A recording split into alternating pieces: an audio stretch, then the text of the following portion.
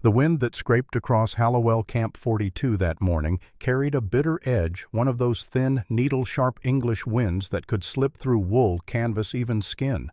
The women felt it first. They always did.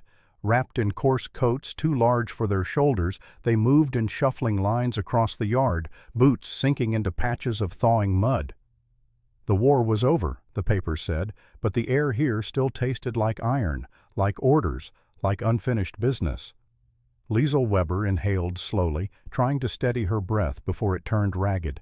She stood in the second row of the newly arrived female prisoners, German auxiliary workers, most of them barely older than schoolgirls, some widows, some orphaned by the bombings, some simply swept up in the last frantic months of a crumbling regime. She held no luggage except for a thin blanket wrapped around her arms and the single object hidden inside her shirt, the worn photograph of her little brother Elias taken before the world had decided to burn.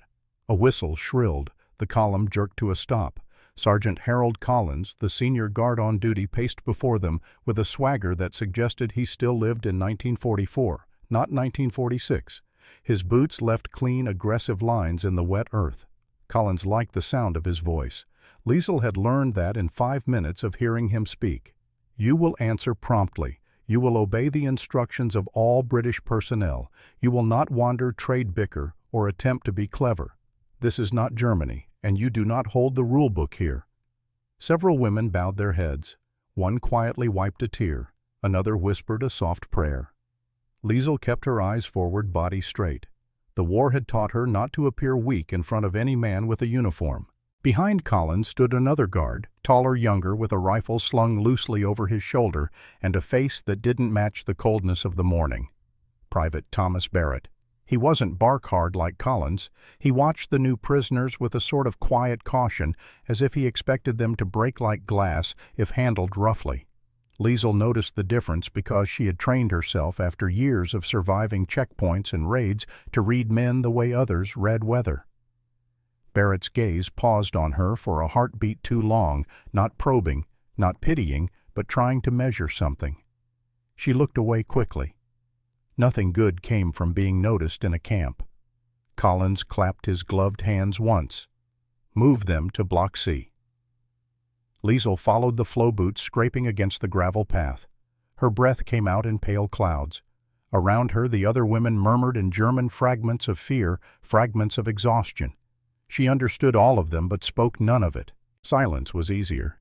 Inside Block C, the air was thick stale with a hint of wet timber.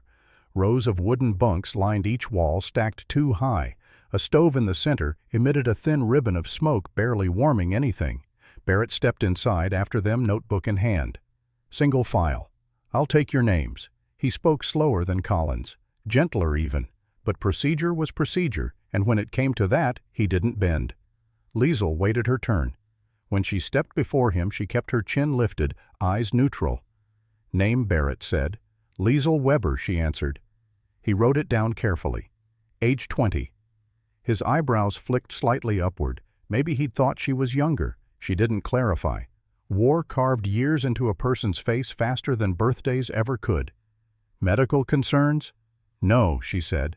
Then added, none that matter. He paused at that, studying her for half a second. She felt that brief scrutiny, like a cold pin pressed against her ribs. All right, find an empty bunk and settle in. She nodded and moved without waiting for more. She chose a lower bunk near the back, close to the wall farthest from the door, best for staying overlooked. When she lifted the thin mattress and slipped Elias's photograph beneath it, her fingers trembled. She pressed the straw down, protecting it like a secret heartbeat.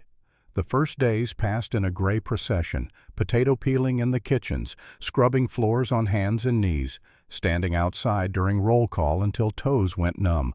The fences hummed constantly in the wind, a metallic whisper reminding them where they stood in the world. Some guards kept their distance. Others, like Collins, exerted authority, as if each prisoner personally owed him an apology for every bomb dropped on London. Barrett was an anomaly. He still enforced rules, still demanded discipline, but he didn't treat the women like debris washed up by war. Once when a frail widow named Marta stumbled with a bucket of coal, Barrett steadied her without making a show of it. Another time he nudged the bread bucket closer to a starving girl who pretended she wasn't hungry. Liesl noticed these things, not because she trusted him, but because she couldn't help measuring every guard, every gesture, every risk. On the fourth morning, when the sky hung low with a heavy, colorless fog, tension crackled through the yard before the women were even assembled. Colin's voice cut the air sharper than usual. "Gather up, every one of you." Liesl tightened her scarf as they lined up. Something was wrong. She felt it deep in her spine. Barrett stood off to the side, jaw clenched. Collins paced before the rose baton tapping against his thigh. "We've received reports," he said, drawing the words out as if savoring them, "that certain prisoners have been trading with civilians beyond the fence. Cigarettes, cloth trinkets. All of it illegal." A ripple of unease spread through the women. Trading meant punishment. Punishment could mean anything now that the war's rules had dissolved into something murky. So Collins continued, "We're conducting a thorough inspection. I will choose individuals at random." He didn't choose at random. His eyes roamed along the line until they landed on Liesl. "You," he said, pointing his baton directly at her. Her stomach dropped. The air around her seemed to thin. She stepped forward because defiance brought harsher things. "What is your name?" Collins asked, though he had seen her paperwork days earlier. "Liesl Weber." "Well then, Miss Weber," he said with a smile that chilled her more than the wind, "you will accompany us to the secondary hut. We'll see whether you've been hiding anything." She caught the shift in the atmosphere around the guards, the silent, predatory anticipation. She had experienced enough inspections on the Eastern Front to know that word could be a veil for something far more brutal. Barrett stiffened. She saw it in his posture, in the way his hand tightened around the strap of his rifle. Collins noticed too, and his grin sharpened. "Barrett," Collins called, "you'll assist me. Witness protocol." Tom Barrett swallowed hard, the sting of bile rising in his throat. "Yes, Sarge." Collins marched forward, gripping Liesl's arm not gently, not violently, but with a possessive confidence that made her pulse spike. She forced steady breaths. 3 in 3, out. She would not show fear. Fear was currency to men like him. They walked across the yard toward the small storage hut at the far end. Once used for tools and supplies, it had recently been emptied. Rumors among the women called it the Gray Room, a place where you entered whole, but came out with something broken, even if only on the inside. Barrett followed 2 steps behind, heart thudding like a fist in his chest. He didn't dare speak. He didn't dare intervene, not yet, but every instinct screamed that if he let Collins close that door with the girl inside, he would be complicit in whatever happened next. The storage hut loomed closer. Collins shoved the door open with his shoulder. Inside, he ordered. Liesl stopped at the threshold. For the first time, her eyes, those sharp gray, winter-colored eyes, lifted to Barrett's. Not begging, not pleading, simply asking one silent question. "Will you let this happen?" Barrett felt something twist in him, something that had survived mortar fire and nights in muddy foxholes, but couldn't survive the quiet despair in her question. Collins smirked. "After you, Fraulein. We'll make this quick." He tried to push her inside. Barrett stepped forward. It wasn't planned. It wasn't careful. It was instinct born from months of watching cruelty masquerade as order and from the war-torn exhaustion that told him he couldn't stomach one more act of senseless dominance. Sergeant Barrett said sharply. Collins turned irritated. "What?" "That's not procedure," Barrett said. "Not like this. Not without a female guard. We're supposed to do this by the book." Collins's face hardened. "Don't quote the book to me, boy." Barrett didn't move. The cold wind whipped between them. The hut door creaked. For the first time since her capture, Liesl felt the faintest fragile thread of something unfamiliar. Hope. And she held on to it because the alternative was losing everything she had left. The interior of the storage hut. What the women whispered about as the gray room smelled of old dust, wet wood, and something sharper beneath it, fear soaked into the grain. A single window high on the wall let in a slanted bar of pale light enough to illuminate the empty shelves and the improvised table pushed against the far corner. Collins shoved the door shut with the heel of his boot. The thud echoed like a hammer against Liesl's ribs. "Let's get this over with," he said. Liesl stood near the center of the room, every muscle tight, ready for the humiliation she had already braced herself for because the worst cruelty was never the strike of a fist. It was the degrading rituals disguised as procedure, the stripping of dignity, the insinuation that your body was no longer your own. She told herself she had survived worse, but she wasn't sure that was true. Tom Barrett positioned himself between Collins and the door, shoulders squared. He was trying to look official, but the tension in his jaw betrayed him. Sergeant Barrett said again, more firmly this time, "We can't conduct a full search alone. That's not according to regulation." Collins snorted. Regulations were written by men who weren't stuck in camps full of lying women. "It still matters," Barrett insisted. "What matters is discipline," Collins shot back, "and making examples when needed." He stepped toward Liesel, the floorboards creaking under his weight.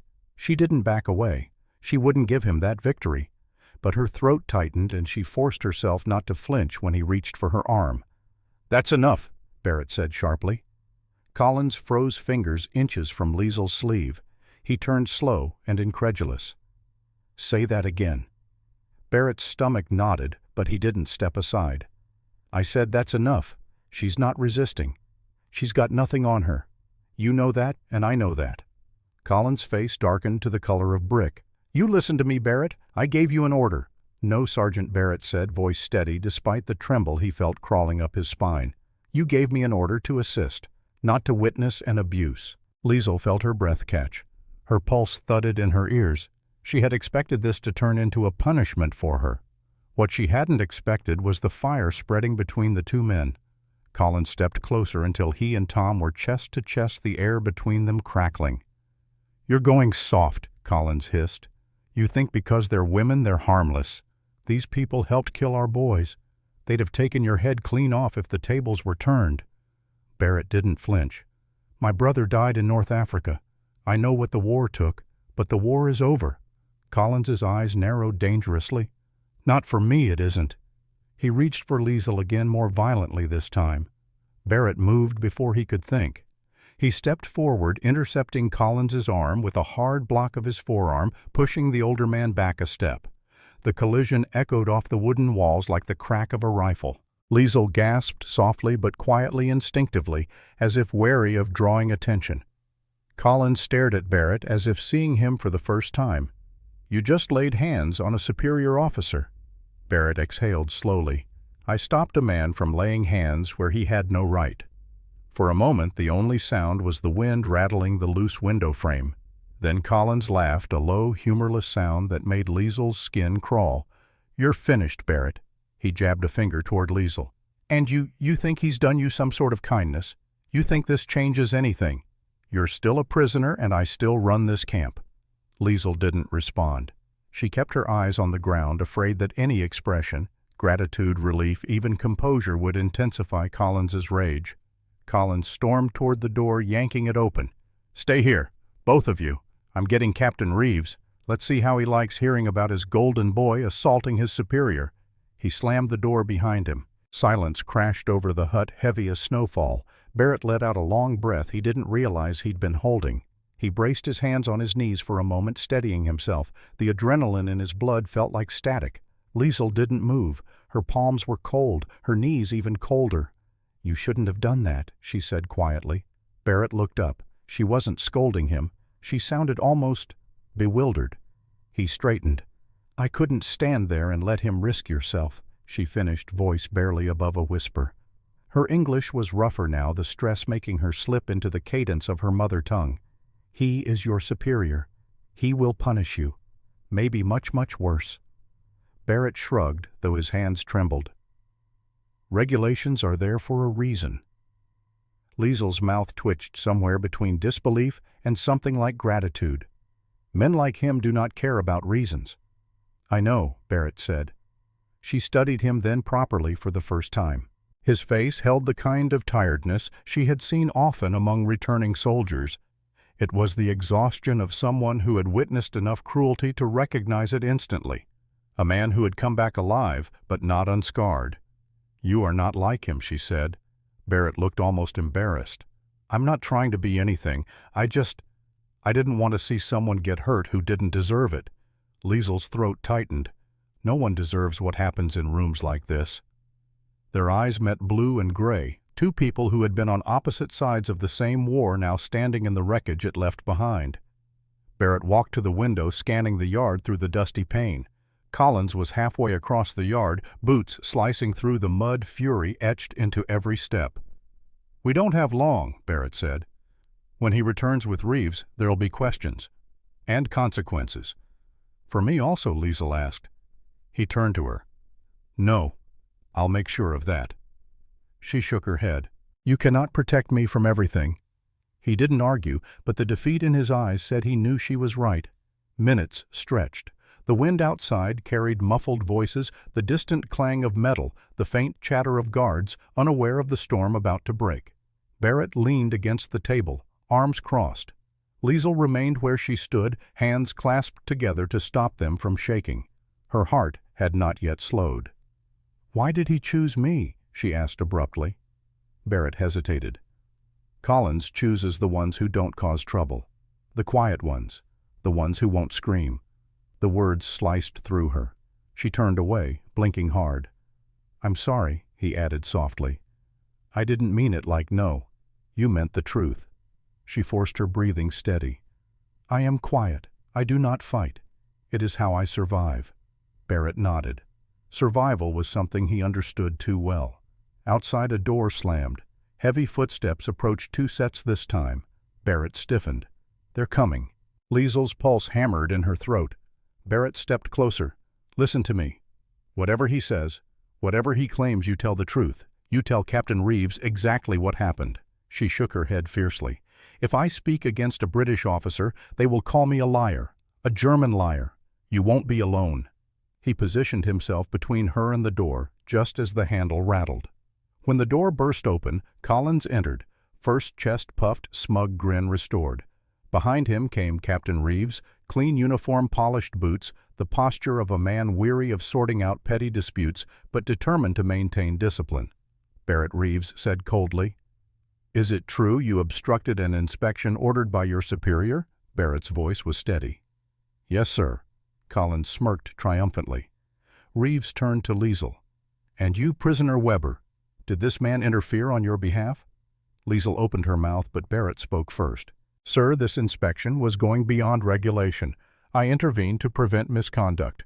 Reeves lifted a hand. "I didn't ask you." He looked at Liesel again. Her breath trembled. This was the dangerous moment, the moment when one wrong word could doom them both.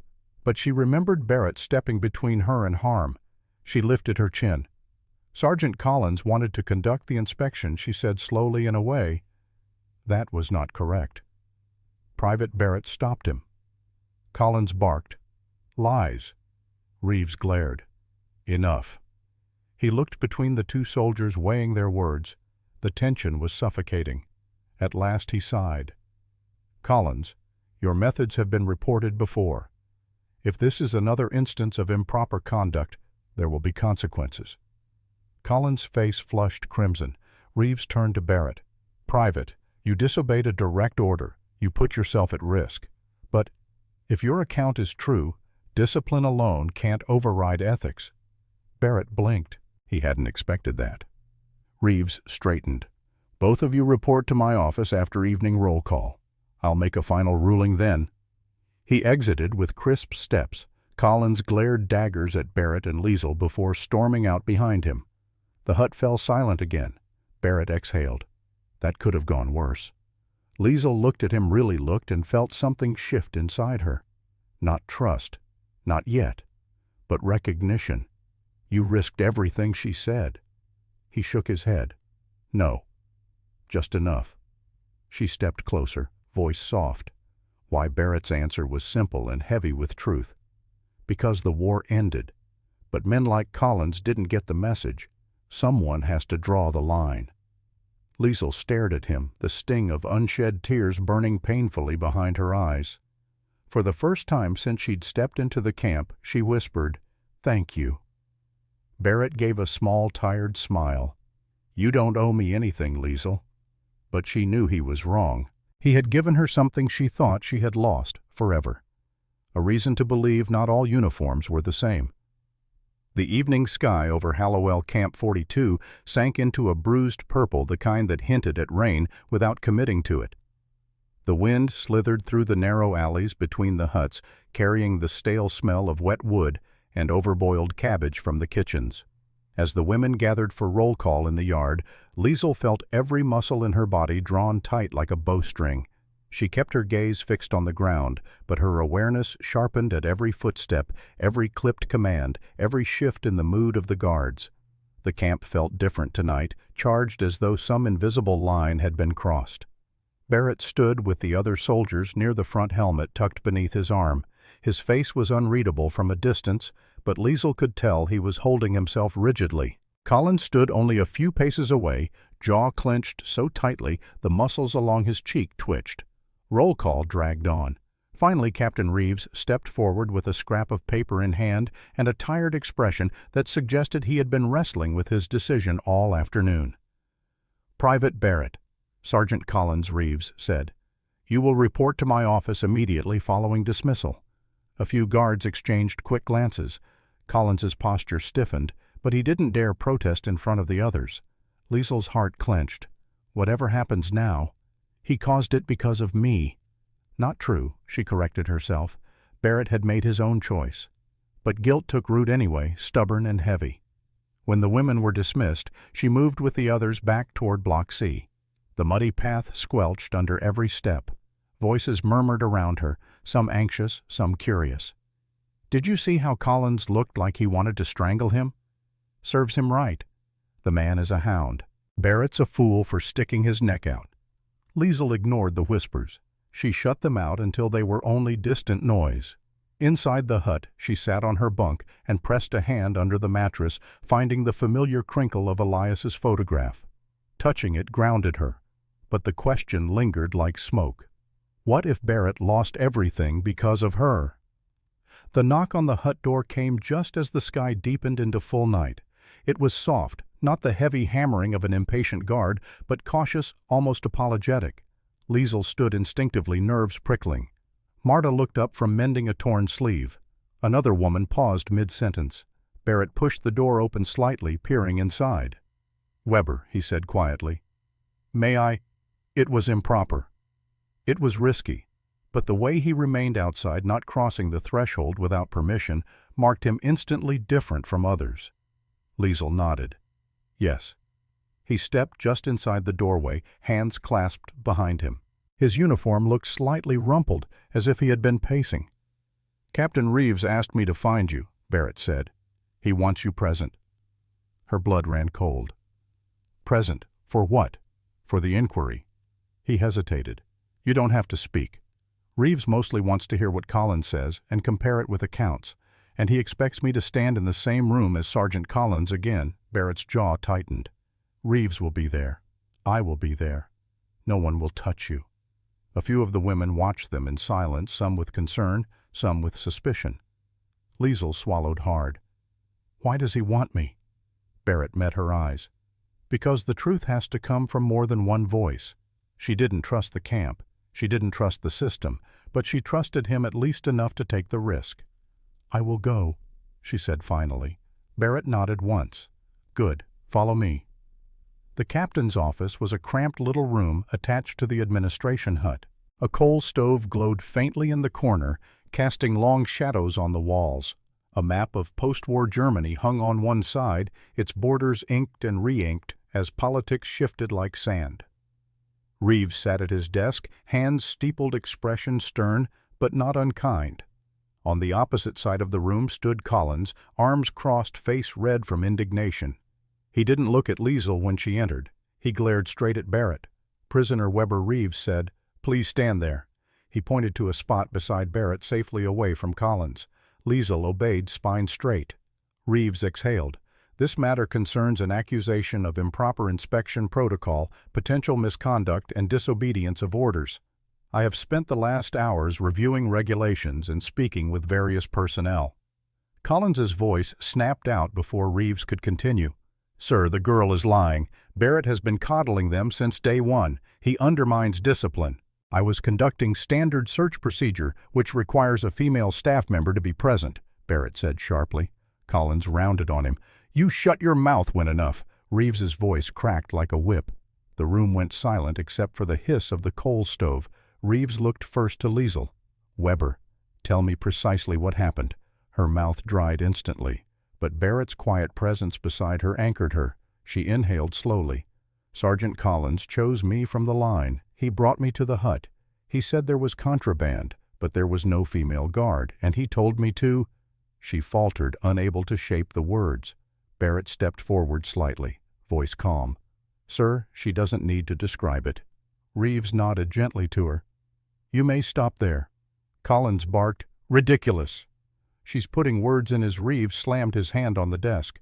"Sergeant, another word out of turn, and I will suspend you pending tribunal." Collins' jaw snapped shut. Reeves stood pacing slowly behind his desk. "Here are the facts. Collins, you have been warned twice before about conduct bordering on intimidation with female prisoners. Barrett, you disobeyed a direct order but only under questionable circumstances.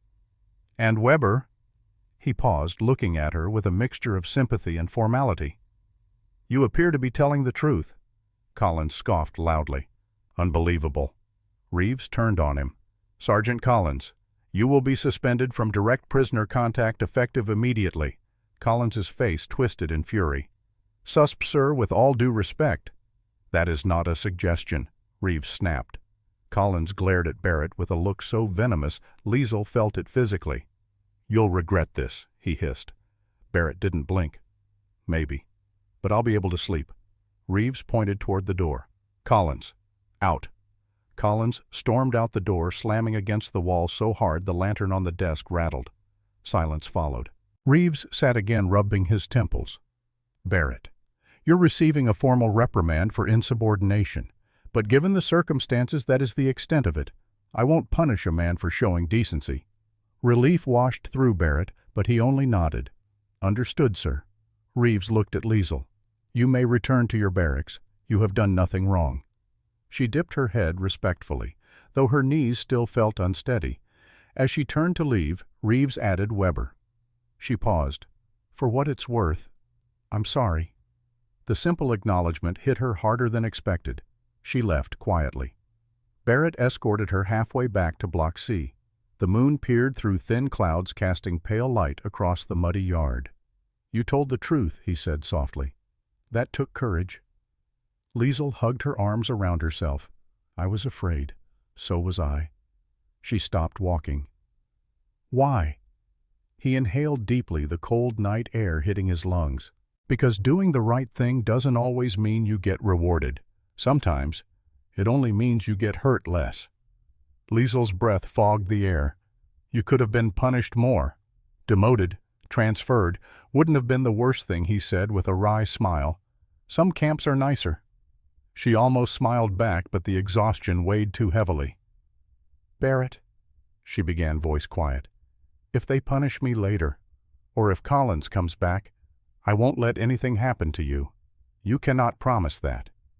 He looked at her, then, not just as a prisoner, not just as a responsibility, but as a human being burdened by a war neither of them had asked for. "No," he admitted, "but I can promise I'll stand between you and anyone who tries." Those words sank into her like warmth. They reached Block C. Women inside watched from the windows as the two stood outside for a brief moment in the cold air. "Good night," Liesel Barrett said, his voice low. "Good night, Tom," she whispered. When she stepped inside the door, shutting softly behind her, Barrett remained outside a long moment, staring at the darkened yard. He knew what he had just invited into his life: danger, scrutiny, and the wrath of men like Collins. But he also knew one thing with absolute clarity: it was worth it. Because the war was over, and someone had to start acting like it. Winter loosened its grip on Hallowell Camp 42 slowly, as though unsure whether it was allowed to leave. Frost receded from the rooftops, the mud hardened into firmer ground, smoke curled from chimneys in gentler spirals. And like the weather, the camp began to shift too. Sergeant Collins had been transferred to another posting pending further review. His absence was a weight lifted from the entire compound, an unspoken relief that softened the atmosphere among both prisoners and guards. Conversations became a little less hushed. Tasks felt a little less threatening. The women walked the yard with their shoulders not quite so tight. But for Liesel, the biggest change was internal. She was no longer invisible. Since the inquiry, Tom Barrett's presence in the camp felt different, not improper or obvious, but steady. A nod during morning roll call, a brief exchange when distributing rations. A quiet, stay warm on the coldest days. Small things, human things. Things she never imagined she would associate with a British uniform. She told herself not to rely on them, not to expect anything. But in a world that had taken so much, even small kindnesses became anchors. One late afternoon, Liesl was assigned to the garden behind the officers' mess, really just a patch of earth where winter cabbages clung stubbornly to life. The sky glowed orange behind drifting clouds. As she pulled dead leaves from the soil, she sensed footsteps behind her. She didn't turn immediately. She knew the cadence even unhurried. Barrett stopped beside her, hands tucked into his coat pockets. "Spring's coming," he said lightly, nodding toward a thin green shoot poking from the ground. Maybe she replied. "In Germany, my mother used to say, the earth never wakes on schedule. It wakes when it forgives the cold." He smiled softly. "I like that." She glanced at him, sunlight catching the sharp blue of his eyes. There was something different in his expression today, some quiet determination. "I wanted to tell you something," Barrett said. "I had a letter from command." Her pulse tightened. "About Collins." "That too, but more importantly, about the camp." He hesitated. "There's a new plan to repatriate certain groups of prisoners, women especially. They want to start sending people home within the next few weeks." Liesl stared at him, chest hollowing. Home. The word felt like a ghost. "I may be assigned to escort one of the groups to Southampton," Tom added. "Your group." Her mouth opened, then closed again. She tried to imagine the journey, trucks, trains, a ship across cold gray water. Germany waiting on the other side like a stranger she once knew. "Are you glad?" he asked softly.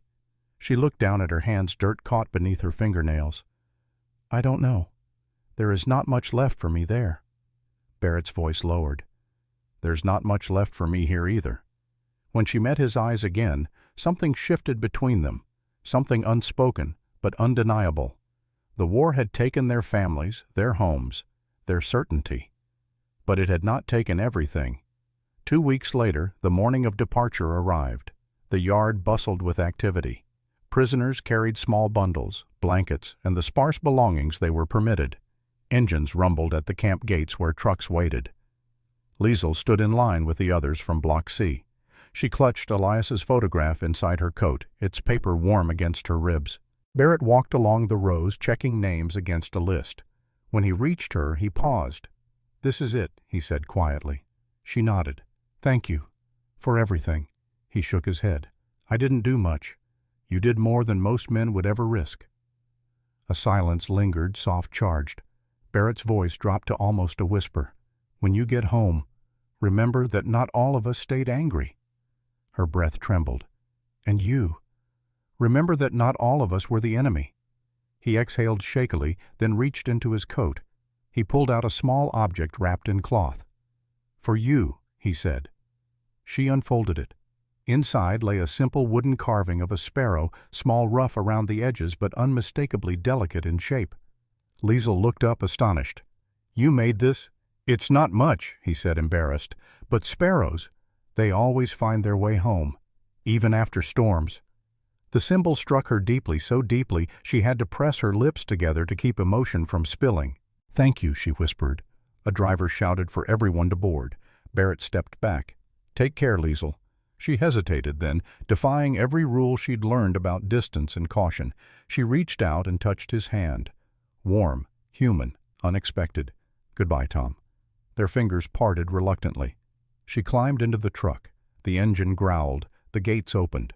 As the vehicle lurched forward, she looked back. Tom stood alone in the yard, the wind tugging at his coat, watching until the trucks disappeared over the hill. The war had ended months earlier.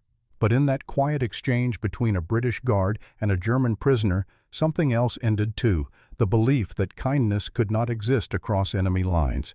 And perhaps Liesl thought, as she held the carved sparrow tightly in her palm, something new had silently begun.